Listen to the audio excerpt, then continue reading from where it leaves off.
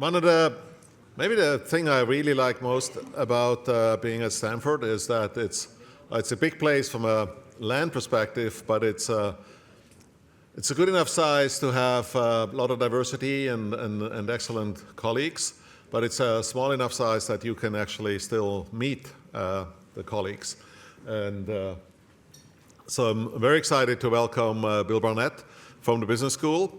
I was invited to an event, a really exciting event he hosted earlier in the summer, right here actually. It was fantastic, and that's when I got the idea that it might be good for us to hear from Bill's work around the world, working with many types of organizations on innovation and sustainability. So thanks so much for joining us, Bill. All right, thank you so much. Hi, everybody. So you're from all over the place, mostly from Stanford. What are we looking at? Yeah. Yes, okay. There's at least Asia, Europe, all kinds of companies from construction to engineering consulting to clients to tech providers, and also students, executives. All right, well, thanks for coming so far, for getting together. So I prefer to do these things as a conversation, so you can raise your hand anytime you want. I see many of you are still saying goodbye to your sweethearts or your bosses, whoever that is on the phone. Maybe it's not the same person though, right? Yeah, I wouldn't recommend that. So if you have to take a call, you can, but probably leave when you do it. So here we're all tuned in. And we're going to talk about sustainability, and we're going to talk about innovation. And so really the ideas come from a vast amount of research that's been done on innovation. But I think to apply them to sustainability gives a sense of urgency that sometimes backfires. Okay, so to explain this point, I'm basically going to be making three different arguments, presenting three ideas. That's probably the best we can do in the time that we have. And anytime you want, raise your hand and we can interact around those ideas. So my goal is that you come away with three ideas. I probably can't change you in an hour. If I could, then you shouldn't be here. You should, right? Because it's sort of the nature of an event like this is for people with kind of enough understanding and experience that you can't change them in an hour. Do we have any undergrads here? Any Stanford undergrads? Any former undergrads, Stanford undergrads? So it's wonderful teaching. So I teach the freshmen. I love teaching the freshmen. You know, they're sort of the embodiment of human evolution up to this moment, first of all, right? And they don't even realize it. And you give me an hour with them and I will absolutely change them. And then the next professor comes in and changes them right back again. You know, and you laugh, but that's the problem with easy change. Any change that's easy is unchanged easily. Sometimes that's a good thing. So if you parent teenagers, for example, they will fall in love. Don't worry about it. The sun will rise again tomorrow, and that solves the problem, right? If you could just prevent them from making any big mistakes in the next 24 hours, it'll be fine. You know. So I can't change you in an hour, but what I can do is plant the seeds of a trajectory change for you in these three ideas. And if you were to choose to apply these ideas to yourself over time, you could change the trajectory of your life and maybe do that for the betterment of human sustainability. But we won't know. It'll take time. All right, so is that a plan? Three ideas? There's a whole call and response thing here. So like I'm doing my, okay, right, okay, you gotta have, I mean, you know, be here. This is a good time for you. All right, like I came to Stanford in 1991 to study growth and change. So I don't know what you were doing in 1991, but I was doing this. And if I had to sum up what we've learned in all those years since 1991, I could do it in 2 sentences. First of all, we are terrible at predicting. Just terrible at predicting. Folks, do you realize nobody wanted to fund Google? Did people know that? Is this generally known? I finally saw a documentary on the airplane I was on where they actually talked about this, but it's can you imagine nobody wanted to fund Google? Including you guys at CIFE.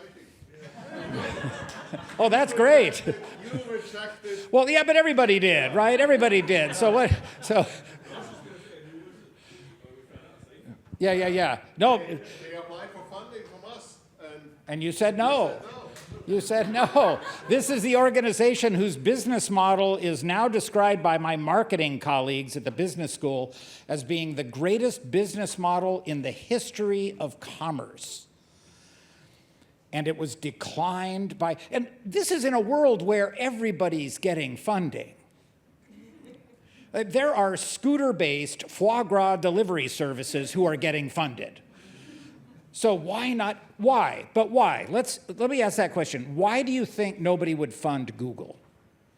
They were first. They were first. They weren't really first, but they were early. Yeah, people didn't understand it. Say again? They were future-oriented. All firms who've never yet succeeded are future-oriented, by the way. That's kind of that's what I love about human. You ask people, is your firm working out? How are things going for you? You get 2 answers, either yes or lots of words. Yeah, so they were still in the lots of words phase. I think at first they didn't have a revenue model strongly tied to advertising, so people couldn't see how they were going to make money. They were like, we're just going to gather a lot of information. That's exactly right. They actually didn't have. That was actually discovered. Who discovered the Google monetization model? Anybody know this? So it's, and a number of you are like, seriously, you got somebody from the Old Testament to come quiz us on life before Noah? Like, how would we know? But, okay, so it was a small group of kids at a company called Overture. And they had seen that people were, it's hard for the young people in here to understand, but there was a time when to advertise, let's say we're going to have a monster truck rally. Okay, there's probably, 200 people in the San Francisco Bay Area who know what a monster truck rally is, right? And we want those 200 people to come to the Cow Palace to the monster truck rally. So in the olden days, before search, we would rent a gigantic sign about as big as this wall and put it by the freeway saying Monster Truck Rally with all the information there that millions of people would uselessly look at in the hope that those 200 people would see it and show up at the Monster Truck Rally. It's incredible how primitive it was. And the kids at Overture realized, wait a minute, people are entering into the search line words that say what they want. Those are super valuable. We could auction them. And so when Google saw what Overture was doing, they bought Overture. And then they became innovative. That's the Google model, is you find innovators and you buy them, and that makes you innovative. Now, by the way, that's also the Stanford model, so I'm not criticizing Google, right? In fact, we don't even buy the innovators. You pay us to come here. But nonetheless, that's our model. That's why there's names on everything. Like here are some of the, our model is that some of you go out and get real rich and come back and give us some of it, which is, so I have no problem with that model. It's what gives us all this largesse. But that's what the monetization, so people didn't know that, but why else? And I thought I saw you had your hand up. Yeah, go ahead. Right. They may have been smart, but they were young and inexperienced, so that's another strike against them. But there was one big reason. There were other search engines. Almost the reason. It's worse than that. It's Don? So it's worse than that, Don. There were other search engines, and almost all of them failed the year before.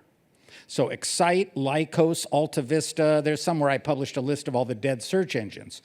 So you're going to capitalists, and you're saying, we'd like money, we don't know how we're going to make money, and everyone else who has tried this is dead. And what's interesting is in innovation, logic is suspended when the data don't agree. People put the data ahead of logic, even though data don't speak for themselves. The question of why the failures doesn't come up, but it led that no one would fund Google. Anybody know Trader Joe's? Yeah? Anybody don't know what I'm talking about when I say Trader Joe's? Come on, some of you don't know what I'm talking about. Who doesn't know what I'm talking about? So okay, who loves Trader Joe's? All right, 15 seconds. What's special about them? What makes Trader Joe's great? Gluten-free pizza dough, okay? That's the first time I've heard that on it, but that's the beauty of Trader Joe's, right? Cheap. Limited choice. It's limited choice, which is an interesting point. Come on, Trader Joe's people, fast, let's go. They have their own, they private label, go ahead. They're cute and quirky. The people are happy to work there. It's so weird. I was going there for cheese the other day. You go in and everyone's so happy, it's kind of weird, right? Because in American retailing, people who work in American retailing are the pissed off cab drivers who lost their job because of Uber, right? And then in there, it's like, okay, I'm just here for cheese. It's the weirdest, yeah. They pay well. How do you like that? And who's their target customer? Young at heart, at least, yeah. A little bit upscale, maybe. Right? Yeah, but yet economy mind. It's an interesting, very strange strategy. Do you know, but certainly a higher socioeconomic status, the first Trader Joe's sold cigarettes and ammunition. Seriously. I wrote a case study on Trader Joe's. So Joe Colomb was an undergraduate here at Stanford, and he got his degree, and then he had a successful career as a consultant and flew around the world doing that. And you know how when you visit places, you feel like, oh gosh, I could take this, these spices I find at the Grand Bazaar in Istanbul. Wouldn't it be nice to bring them home? This whole Marco Polo thing, you bring stuff back. Look what I found when I was... And so when he retired, that's what he did. He started a trading post in his hometown. But he's from rural California. Anybody been to rural California? Oh, you're driving through to get to LA. Yeah. You got to turn off at some point. You got to give it a try. Get past I'm from that place. People are different there. We swear and smoke and shoot and fish. We could have a field trip and take everybody to see what life is like there. He goes there and opens a trading post, sells fish bait and ice, cigarettes, and you got to have ammunition. What else are you going to shoot, right? These are the things he's selling at his trading post, and all these interesting things he had found from his travels. Now, this is decades ago. Very successful little trading post. He was worried that his job was going to that he was going to lose his edge because he had retired from consulting and he wanted to keep traveling, so he made a rule. And the rule was every year at the end of the year, Joe Colomb would take the sales of all the products at his trading post and look at the bottom 80% and get rid of them. That gave him a job. So all year round, he had to fly around the world finding interesting things to sell. Zen honey from Taiwan or cheese you can't pronounce the name of, whatever.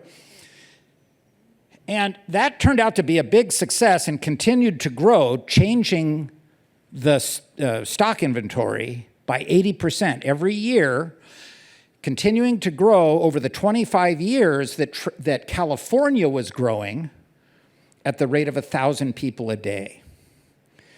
And those people were from all over the United States and Latin America and Europe and Asia and the subcontinent, from everywhere, Africa, very different tastes. So Trader Joe's became the Trader Joe's you see today through an evolution. Joe Coulombe did not envision the Trader Joe's you enjoy. He created the system that discovered Trader Joe's. There's an idea in that we can take back to Google again. First, though, I want to give you a warning. When you get out of this conference and you go over to the Trader Joe's here in Palo Alto, don't ask for cigarettes and ammunition. I think you'd get arrested for the cigarettes.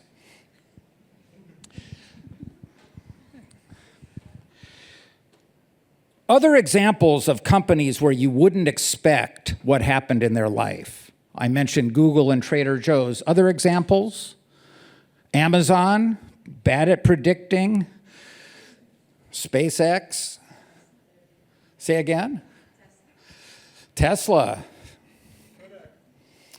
Yeah, Kodak did a good job. I'm a big fan of Kodak. I actually think Kodak got it right. Well, could you bring me back to Kodak later if we don't run out of time? Because it's interesting. You can't find a great firm that didn't evolve to where it is. So if you think of, name a super successful financial services organization. Real loud. You're still not nearly close to the most successful financial services organization in the world.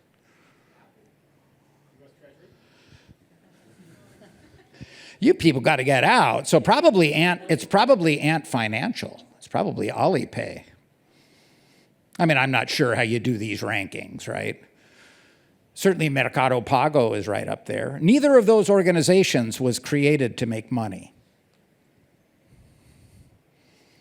When I first met Jack Ma, people thought he was crazy. I told them I thought he was going to fail. It was real early. It was before he became a god and a threat to the Communist Party. It was when he was just a school teacher in Hangzhou, and I was doing a case on eBay because, like you, I thought they were successful. So Meg Whitman at that time was running eBay, and I went over to do a case on eBay going into China. Some of you remember they bought EachNet. Bo Xiao started that.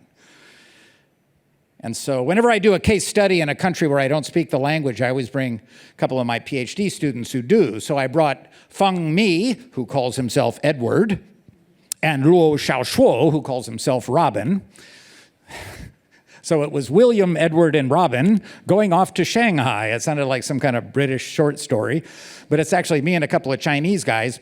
And we get to Shanghai, and we're doing this case, and Robin says to me, you know, you should go down to Hangzhou and meet Jack Ma, because Robin's wife was working at Alibaba. Alibaba was first, B2B, and they were just creating Taobao, B2C.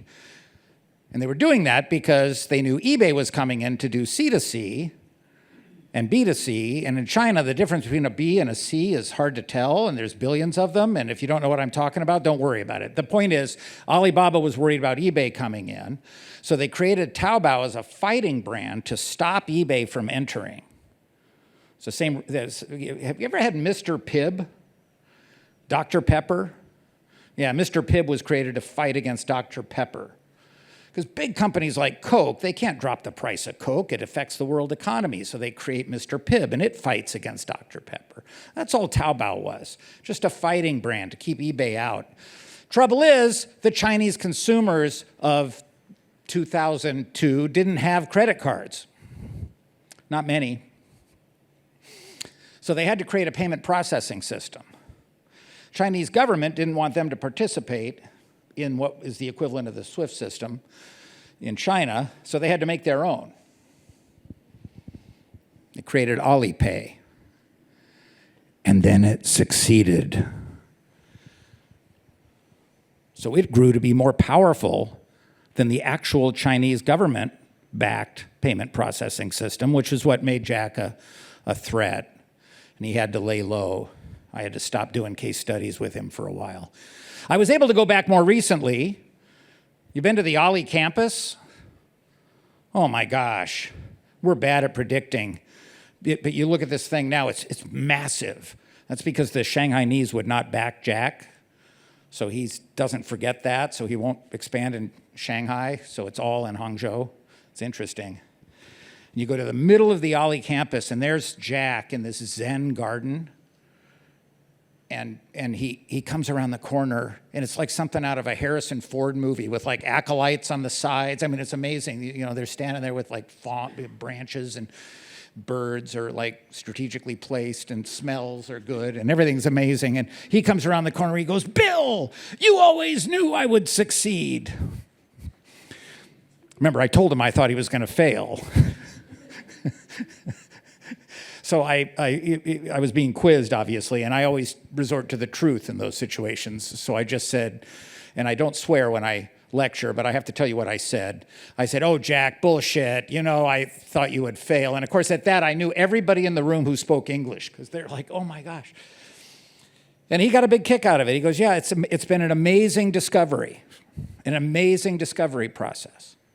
They ended up a dominant force in financial services through discovery. Google ends up a dominant force in modern commerce through discovery. Trader Joe's wasn't even planned, it was discovered. All of the greatest innovations are discovered and not planned. Well, that leads us to the second thing we've learned over all these years. We may be bad at predicting, but we are really good at retrospectively rationalizing all of those things that we didn't predict. Who can define retrospective rationalization for me? Define retrospective rationalization for me. Come on, help me out. Go ahead.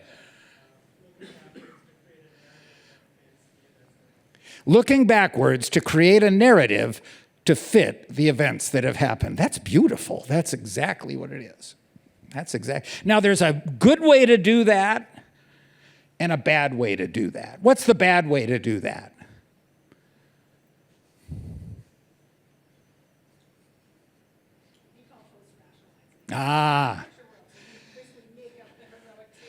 Yes, but when you make up the heroic tale, the 2020 hindsight, in American sports, they call this the Monday morning quarterback because of the fact that, you know, on Monday, everyone knows what the coach should have done on Sunday. It's cheap, right? It's cheap. And it's dangerous because it makes it seem like it was obvious at the time. That's the amazing thing. The human mind connects the dots, and then it seems so obvious. Of course, Google should be an advertising firm. Of course. So the good way to do retrospective rationalization was in the famous quote from Steve Jobs after he discovered a new strategy for Apple by accident. He re-entered after being a failure, being fired, the leadership position at Apple in the year 2000, in an attempt, what his strategy was actually to win in the desktop computer market. People don't realize Jobs had a constraint that he imposed on his team that said, we will not make small gadgets, no small handheld gadgets. It's a long story. They had a failure with the Newton. Can you believe it? Think about this. The company that does nothing but make gadgets had a rule against making gadgets. Well, what ended up happening is through a series of trial and error, they discovered themselves as a music company without going into the details. And Steve Jobs then came here to Stanford and gave a famous speech, the Connecting the Dots speech, which you can find on the internet, where he said, you cannot connect the dots looking forward. You can only connect the dots looking backward and use that to guide you looking forward. He used other words, but that was the basic message of the connecting the dots. So we're bad at predicting, but we're good at retrospectively rationalizing. We're so good at it that when groups gather and talk about innovation, We talk about the innovators and we say how visionary they were. And that is absolutely a lie. That is not how innovation happens. Innovation happens through a process of discovery, and that's the first of the three ideas. Innovations are discovered and not planned. Okay, so that in itself is not that much use to you because it makes it seem like it's just luck. Turns out, when you look at innovative organizations, the distribution of successes is too skewed for it to have been just luck. Some organizations get luckier than random chance would predict. So there's a pattern. And that's where the research over the last 30 years has gone. To understand the upshot of that research, let me ask you a question. Are you with me still? Are you with me? I gotta know. Okay, all right. I do talk to myself when I'm alone, but I prefer to be alone when I talk to myself. Okay, just doing a time check. So let me ask you this question. When you have an innovative idea, does everybody have to agree with your idea for it to be correct? No, and in fact, look at your eyes. You're looking at me like, come on, Barnett. That was a rhetorical question. No, obviously you can be correct regardless of whether people agree with your idea. So tell me this, when you have an innovative idea, what is the very first thing you do? The very first thing. You tell somebody. Actually, that's what happens. You tell somebody. What were you going to say? Yeah, you tell somebody. And what if you tell somebody and they don't like it? Then what do? You tell somebody else. That's actually what the research shows. You tell somebody else, right? You say, thank you for your feedback, Jim, right? Then you go tell somebody else. And now that's all fine, except that less than a minute ago, we were all in agreement that it didn't matter. You couldn't even believe I asked you. Oh, come on. Doesn't matter, other people don't agree with me. Yet we tell people, and we seem to care a lot, because if we tell people and they don't like it, we tell somebody, what's going on? We seem to really care. What is it we're searching for? Validation? Confirmation? Which we know to be dangerous, right? The psychologists teach us about confirmation bias, that's probably not a good thing, but that may be what we're engaged in here. That we don't take on the opponent, we tend to go, is there a good thing we could be doing? Confirmation bias would be a bad thing. Is there a good reason we should ask people? To find support. That'd be good. So it point out what might be wrong, in which case I would stay with the naysayer and try to hammer out the issues. That might be a good reason. Say again? Grow the idea. Yeah, similar idea, right? We're gonna enact this. Other ideas? Why is it good to ask? Sanity check. A sanity check. You know, I love that because let's go back to the first thing I said, which is we're bad at predicting. You know, they show the plot that explains everything, you know, the sigmoidal growth curve. Just have to label the axes. That's what innovations look like when they succeed. What we don't plot are all the dead innovations that never went anywhere. Most innovations are bad. That's why we're not doing them. So when I said innovative idea, you probably thought good idea. But it's just innovative. You could be wrong, and you know it. So the sanity check is where you ask them. Trouble is, they don't know either. So if they disagree, well, you don't know, but they don't know. The thing that makes innovations so special is that we have no evidence. So we don't know. We don't know. So you have four options. You might be right, but you might be wrong. Now, if you're right or if you're wrong, there are two other options. Everybody might agree with your idea, in which case I'm going to call it a consensus idea. Or it could be a non-consensus idea. And you know, when you ask, that's actually what you're learning. You're learning about whether your idea has a lot of support, as one of you put it.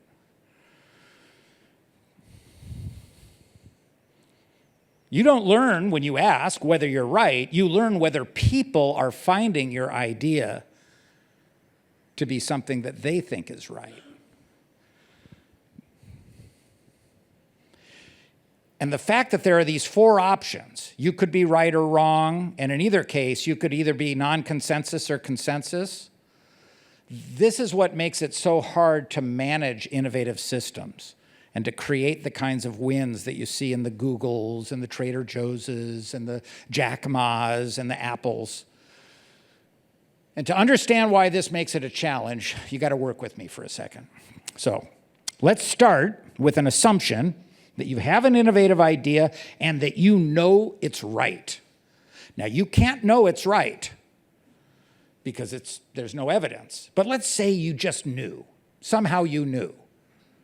If you knew you were right, which you can't really know, but let's say you did, if you knew you were right, would you rather have your idea be consensus or non-consensus?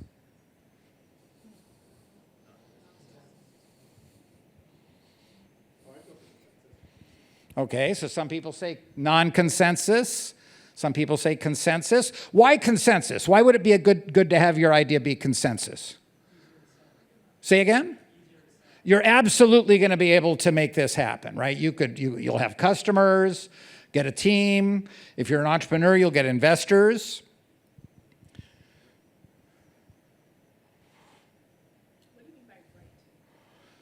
Well, you know, it's a good question, Claire. What do I mean by right? So the beauty of being a lecturer, when you're doing the one lecturing, is you can way oversimplify life, right? So like you're in the world I'm describing, you're either right or wrong, but it's a really messy distinction. And it turns out what was wrong at one point in time turns out to be right at another point in time when the conditions change. You know, right after Apple won in music, a small group of innovators in Santa Monica, led by Chris Gorog, created a subscription music service very similar to Spotify, and they failed because Wi-Fi sucked and nobody had iPhones yet. So you could hear the subscribed music only in your study on a desktop computer, which is limiting. For years after that, everybody thought subscription didn't work. Steve Jobs famously said, people do not want to rent their music, because he wanted you to have to buy the Apple software to get to your music collection. A few years later, a group of kids in Sweden started Spotify. Fortunately, they were too young to know that they were wrong. It turns out they weren't wrong. Conditions had changed, and the world was ripe for so I get it's a great question. But I'm going to live right now in a world of right and wrong. So if I know I'm right, the beauty of a consensus idea is I can raise a team, I can raise money, I'm going to make it happen, I'll get a budget line if I'm in a big organization, right? I can go to conferences where organizations like yours will give me support. But a bunch of you said non-consensus. What's going on there? Yeah, why? If you're really right, you can win more. Say again? If you're really right, you can win more. Ah, yes. How do I say your name, Simge? Simge. Simge. So Simge, right? So look, given that you're right, Simge's saying, you're going to win more, right? Which is, it's an interesting construction of that, because it has a double meaning, both of which are spot on, right? You're going to win more, and you're going to win more. You're Irwin Jacobs. Now, this group of all people probably know the Irwin Jacobs story. You know the Irwin Jacobs story? It's even post-Noah. So it's a little more recent but I got to do a time check, so I don't know if I can really tell you abbreviated version, Irwin Jacobs. Here we go. So in the 1960s, the American defense industry put billions of 1960s dollars into figuring out a way to digitize wireless communication, because they wanted to keep the messages secret from the Soviet Union. And when I lecture the undergraduates, this is where I have to explain the Soviet Union. But I'm going to expect that this seasoned group understands, well, I don't know, maybe they're back, right? So it's a contemporary story now, again.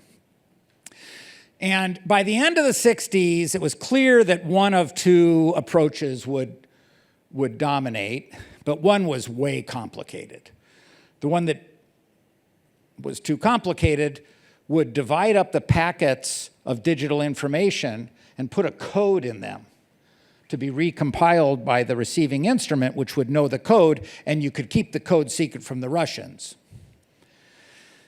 The simpler approach was time division. Instead of code division, time division would just allow the receiving instrument to recompile the message according to the order and time in which the packets arrive. And the complexity was quite different between the two.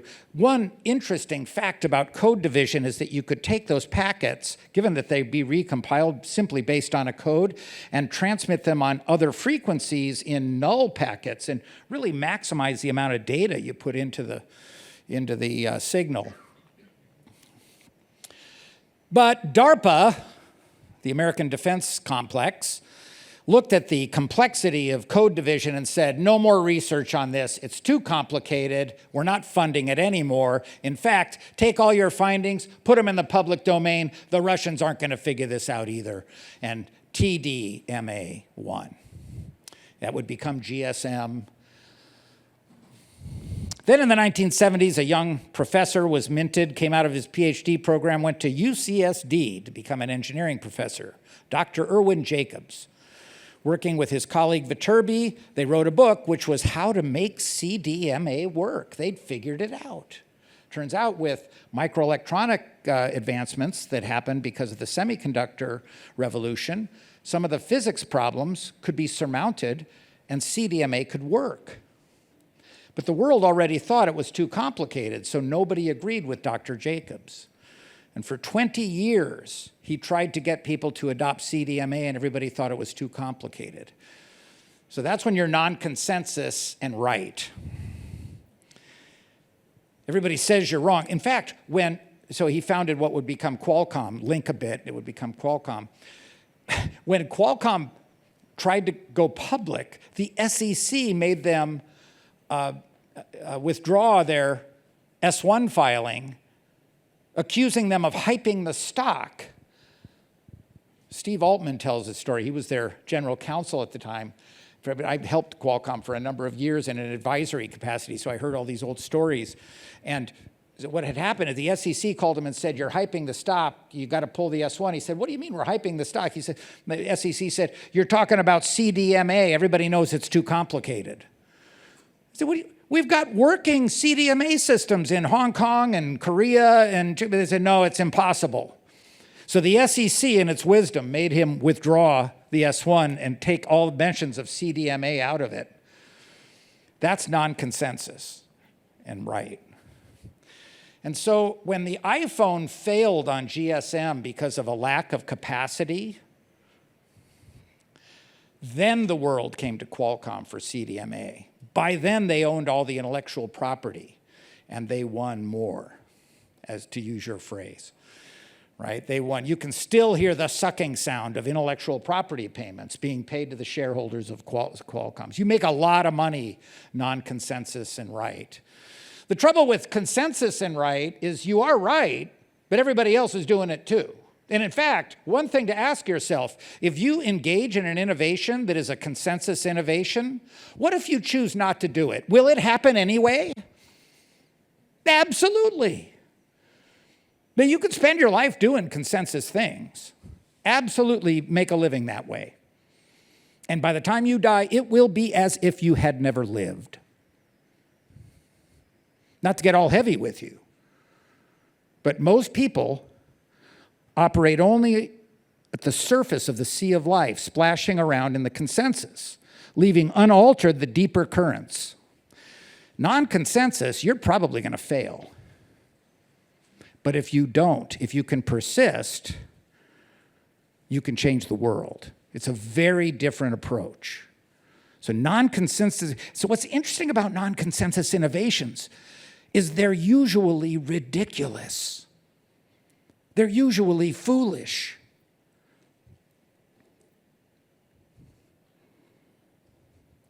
when leaders try to manage the innovation process, they will often go in and get rid of the most foolish ideas, trying to improve the innovation process. They'll have business plan competitions.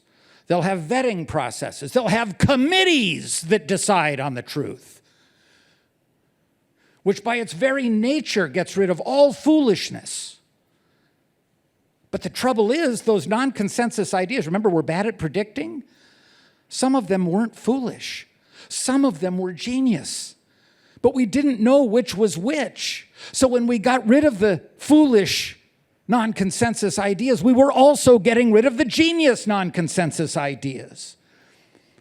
So when we manage innovation, what we often do is we push down the variance of our thinking and converge on a gospel, a consensus, which agrees with the received wisdom at any point in time. We're trying to improve our innovation process. We're actually reducing the chances that we get genius. Foolishness is the price of genius. Systems that allow for non-consensus thinking, they produce lots of foolishness and moments of genius.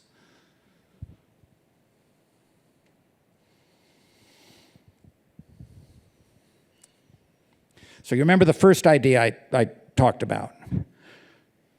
Greatness is discovered, which made it sound like it was random. But then I said, no, the evidence says that some organizations produce more greatness than would be predicted by random processes alone. That's because some organizations allow for non-consensus thinking. Now, some of you are in organizations, you have people who report to you, maybe you run whole companies. If I go to your people and I talk to them, will I discover that they're afraid to talk about their non-consensus ideas for fear of looking a fool? Think about it. Soberly think about this, because if that's true, what does that say about you as a leader? The number one job of the leader is to allow for non-consensus thinking, is to create an environment where it is safe to be a fool, because only that environment produces genius. Now, having done that, you still have to put systems in place that allow for the discovery, weeding out genius and folly. But this is our second idea. The first idea is that great innovations are discovered. The second idea is that systems that discover great innovations are systems that allow for foolishness. And that brings us to the third idea, which applies this to sustainability. Because of the urgency of the sustainability challenge faced by humanity, many who lead organizations that are trying to advance our work in sustainability tell us that we have to stay focused on getting it right, that we need to solve the problems, that we need to accelerate success, and in the process of doing it, create systems that don't allow for foolishness.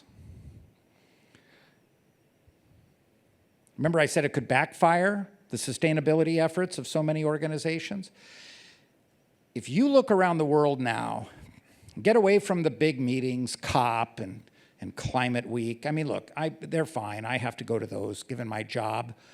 But you really want to see the sustainability innovators come way down out of the clouds and look among the people of the world. For the past 3 years,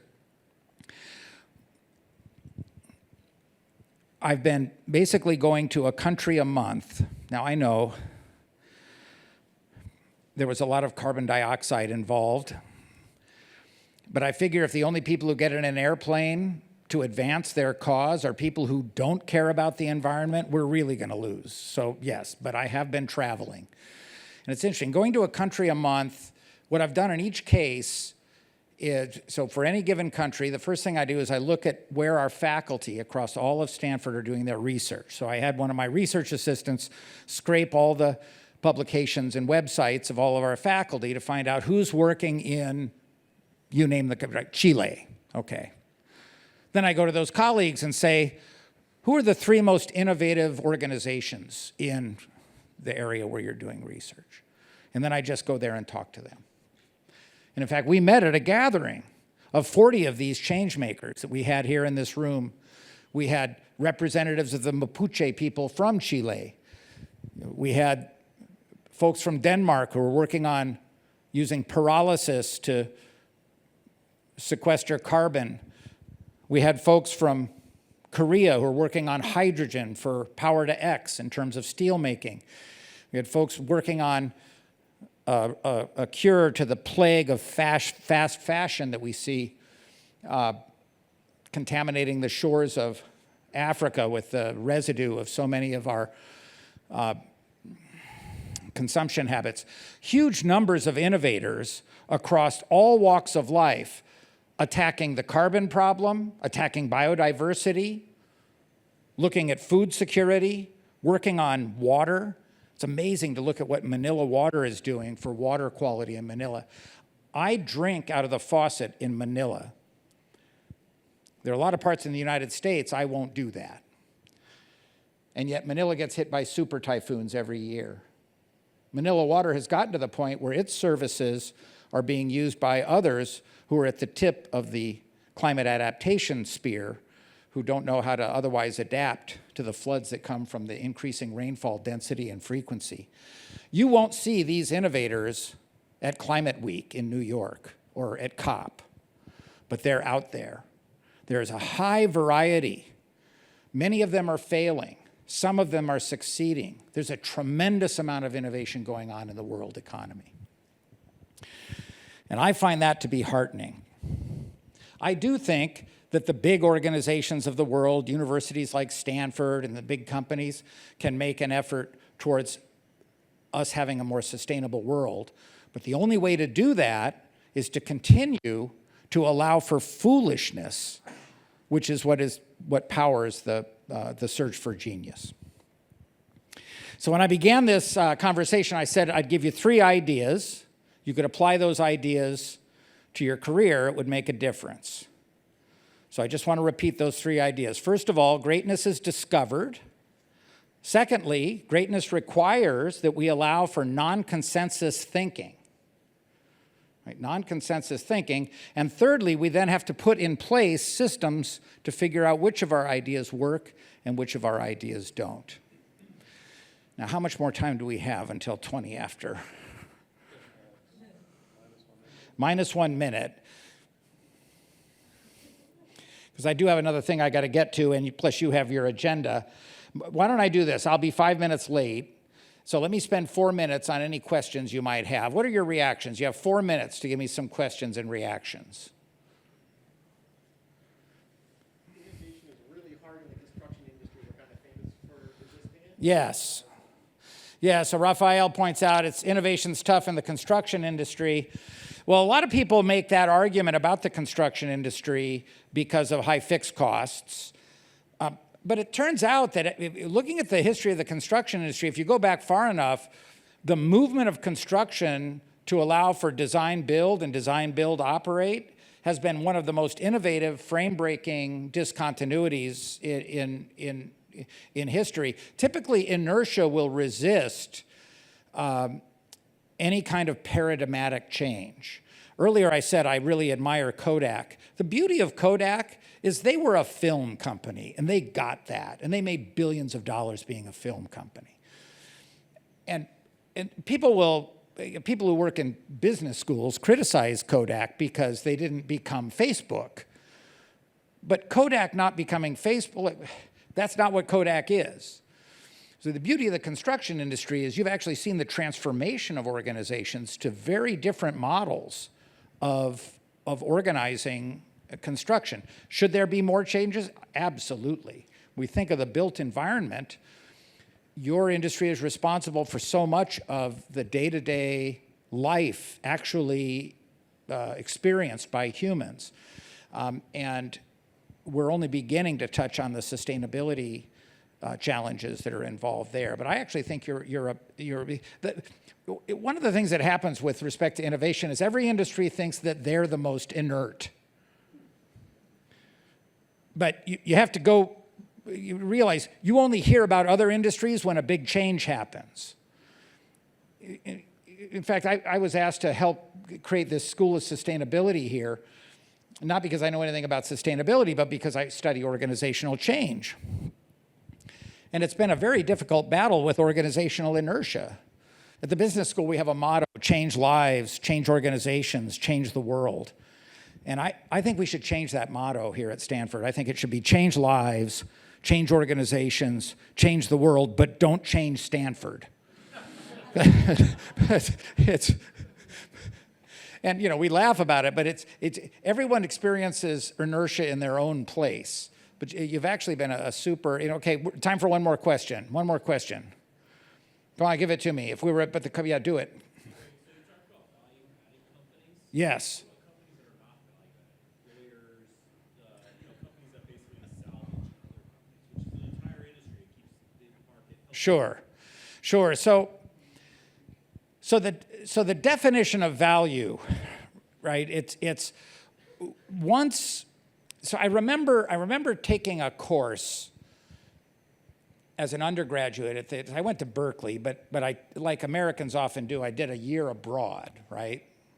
So I went to the University of Kent in Canterbury, where I sat in a class on organizational change and conflict resolution with a bunch of Nigerians and Iranians.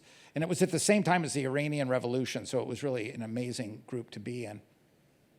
And when we got to the part where we were reading about Max Weber's theory of bureaucracy, I wanted to be shot because it's so incredibly dry, right? But it's that, you're an undergraduate and you want to do well, so I'm trying to stay awake to read about Max Weber and the iron cage and bureaucracy and transactions and governance systems.